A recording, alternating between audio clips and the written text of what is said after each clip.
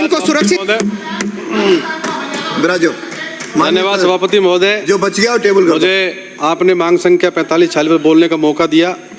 मैं ज़्यादा भूमिका बनाए बिना ही मैं निवेदन करना चाहता हूं माननीय मंत्री महोदय से कि मैंने पहले भी आपसे मांग की थी कि स्थानीय उद्योगों में स्थानीय नौजवानों को रोजगार देने की बात आपसे मैंने निवेदन किया था। मंत्री महोदय कोई कानून बनाइए, रोजगार की बड़ी बड़ी बात करके, और चुनाव का जब समय था, जब हमने लोगों से वोट लिया है, वो नौजवान दर दर की ठोकरें खाता घूम रहा है।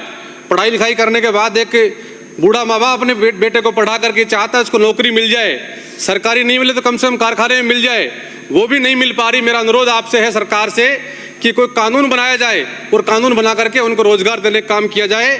माननीय मंत्री महोदय, न्यूनतम जो वेतन है वो भी हमारे यहाँ कम है, हमारे पड़ोस में हरियाणा है जिसमें हमसे ज़्यादा है, अतः मेरा इसमें भी आपसे अनुरोध है कि ये भी करने का आप काम किया जाए।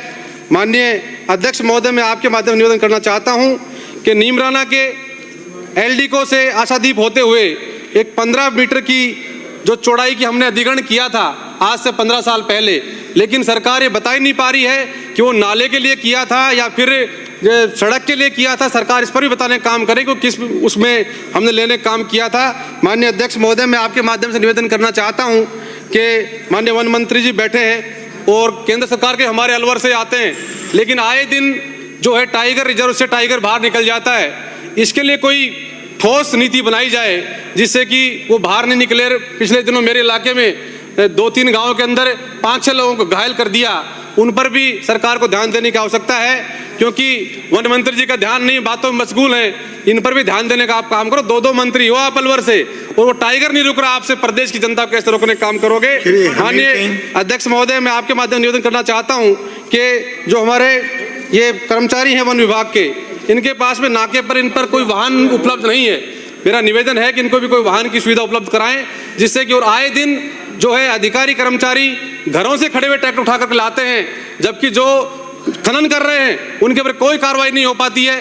लेकिन जो बेचारा किसान है, जो बेचारा खेती मजदूरी करता है, घर के निर्माण के लिए ट्रॉली भर के ले आया, थानेदार जाता है, विभाग के लोग जाते हैं और घर से ट्रैक्टर उठा के ले आते हैं। मेरा अनुरोध है इसके अंदर कि सरकार इस ओर जरूर ध्यान दे कि घर पे खड़ा हुआ किसान का ट्रैक्टर उठाकर नहीं लाए। पिछले दिनों सैकड़ों ऐसी घटनाएं होने का काम हुआ है। मैं आपका ध्यान करना चाहता हूँ माननीय रफीक खान, 5 मिनट। धन्यवाद अध्यक्ष महोदय। ठीक 9:30 मंत्री उत्तर देना शुरू कर देंगे। अध्यक्ष महोदय, आपने वे सचेतक महोदय हैं।